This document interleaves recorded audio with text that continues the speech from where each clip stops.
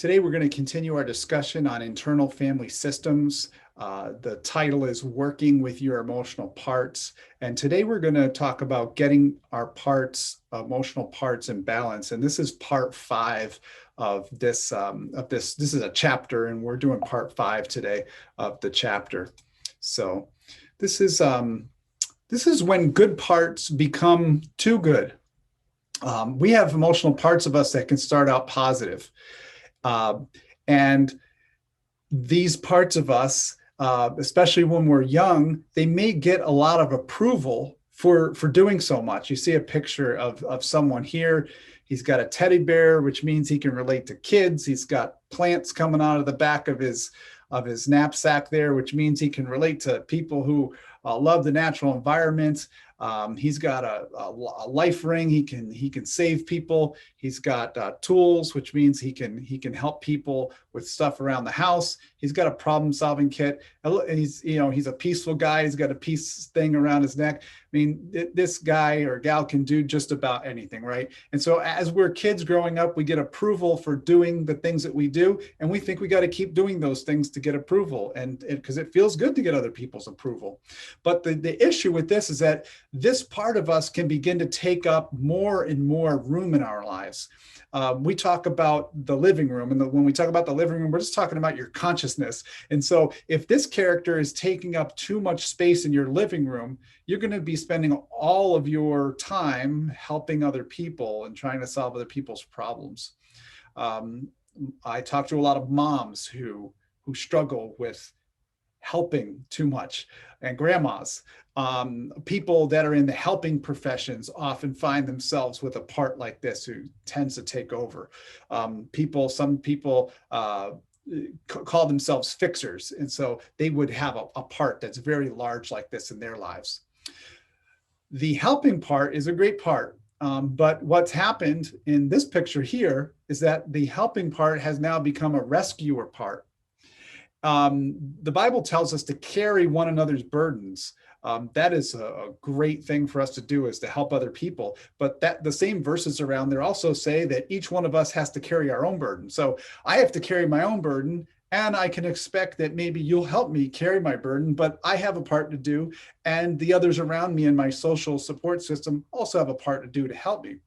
In this case here with this guy right here, carrying one another's burdens has become overdone, and now he's overdoing it.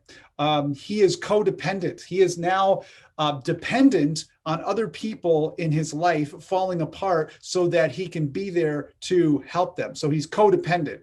He's dependent on other people needing him. We might call this that this part has become overactive, or some people call this overfunctioning. And as we can see with this picture, we could probably call this burnout, because this he's got someone around his leg, he's got someone on his back, he's carrying some really, really heavy stuff. And I think the box he's carrying there says care. It's just caring has become now a huge burden to him that's going to take him down. The idea here is this person feels tremendously responsible. They are responsible to do all these things that they're doing. And sometimes we see that this comes from a place of not having been cared for in childhood. And so now they look at everyone else as people that need to be taken care of the way they were not taken care of. Or in the case of some of us who had a good childhood, we want everybody to have the same kind of experience in life that we have had and to be nurtured and cared for. So this can really tap into what we experienced as children. For some of us, worry parts can work too hard. This is a frequent visitor for many of us, right? Worry. It can take up too much space in our living room as well. It can prevent the other emotional parts of us from being there in the living room if it takes up too much room. And we need those other parts, other than worry, to help us judge whether or not the thing we're worrying about is actually a true danger. Right? If I told you that there was a tiger outside the door, and all of a sudden we heard a tiger's roar, you would probably be very scared just on the suggestion that there could be one out there. But the chances are 90 to 99% there's not a tiger outside of my door right now, right? So we need the other parts of us to be able to judge whether or not there's actually a true danger in any given situation. But that's almost impossible if worry has taken up all the room in the living room or your consciousness. So these anxious parts can prevent manager parts from making a plan to help us cope with our stuff. So we have manager parts. We have parts of us that help us make plans to deal with the things that we have to deal with in life. And those manager parts, those planning parts of us, those executive functioning parts of us can't function if worry's taking up so much space.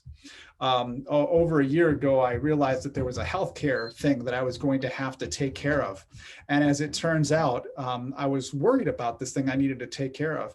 And I spent, well, I've been thinking about this for years, but this year I knew I was going to have to do something about it. And it turns out that this thing took up so much space in my living room that I was so worried about it, I sort of put it off until the last minute. And it took up a lot of space in the living room of my life this last year and prevented me from doing some other things that I probably needed to do.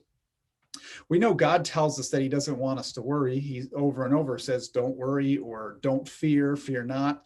But he does want us to be prudent. And so that's what's important for us to realize with worry is that this part of us that is used to worrying, we can put this part to work, looking ahead and warning us of possible dangers.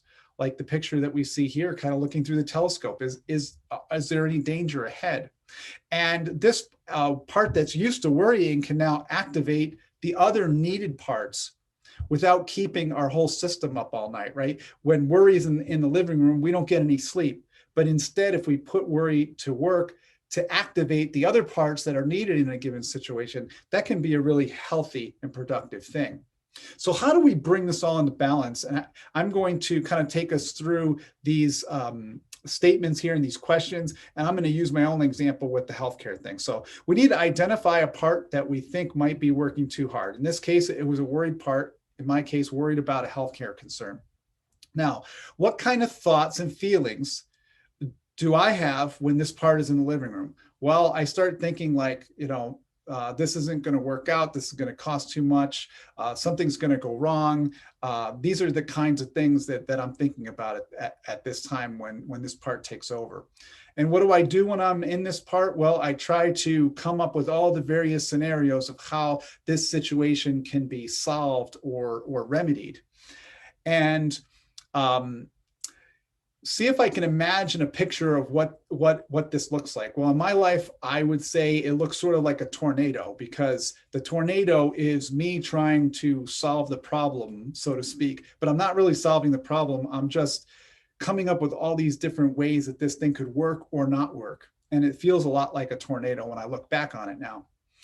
As you think of this part, how do you feel toward it? Well, I kind of hate that tornado, because the tornado is kind of confusing, because there's all this stuff swirling around. I'm not sure which thing is important for me to latch onto in order to solve the problem. There's just so much that comes up with it when I'm thinking about it and worrying about it. Now, notice what you feel. What do I feel toward this part? I feel some judgment toward it. I feel maybe even some anger that it took up so much room that I wasn't able to actually solve the problem because it took up so much room. Next, notice all the parts that configure around this issue and try to understand all their differing perspectives. So I have this part that wants to worry. I have another part that is ready to do all the work necessary to figure out what to do with the part that's worrying, the thing that we're worrying about. And then I have other parts that are saying, kind of slow down a little bit, relax a little bit, because that God always takes care of us. God always takes care of the things that we need. It says that all the things that we really need, he will provide. And so we can relax. And so all these different parts, I need to listen to them and hear what they have to say, and try to tap into the spirit part of me, the Holy Spirit part, that can help all these parts have a voice, but yet follow the direction of the Holy Spirit in my life.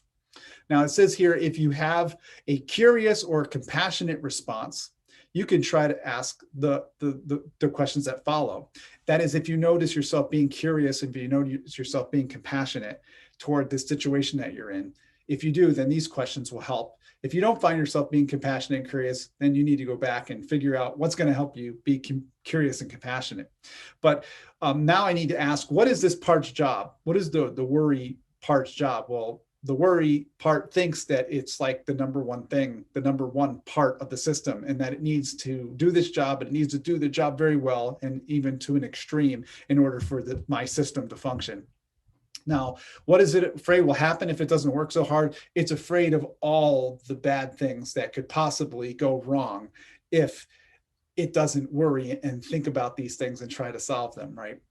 If there were other ways to manage a situation, would this part be willing to consider that? Well, now looking back on it, yes, this part is willing to consider it, because now looking at it, it's probably true that I could have reached out for help for other people who might have been able to help me not worry about this so much, but try to figure out the solution and not have to feel like that was all on me. Now, is there something this part needs from me in order to do that? What does this part need in order to calm down, not to take up so much space in the living room? Well, it just needs to know that the thing that it's worried about is going to be taken care of, that someone's going to work on it. I think that's all this part really needed. And so over the next week or two, I can explore with this part more useful ways that I might use its energy instead of to worry, to figure out and to plan things out better. So if I want to go back to this slide here, I would encourage you, if you're watching this back on YouTube or Facebook, you might want to take a screenshot of this particular slide here. Give you a moment. And then take a picture of this slide as well. And these are questions that you can ask yourself to bring into balance any part that may be overdoing it in your system. Well, thank you for joining us today. If you want to join us live, you can always go to meetup.com/checkyourcompass and look there to see what our schedule is and when we're meeting together. Or you can check out our videos that we upload from time to time on YouTube and Facebook. I want to acknowledge the ideas that I had today. Many of them were drawn from a book by Tom and Lori Holmes, along with the illustrations that were done by Sharon Eckstein. Thank you for joining us. We hope to see you next time.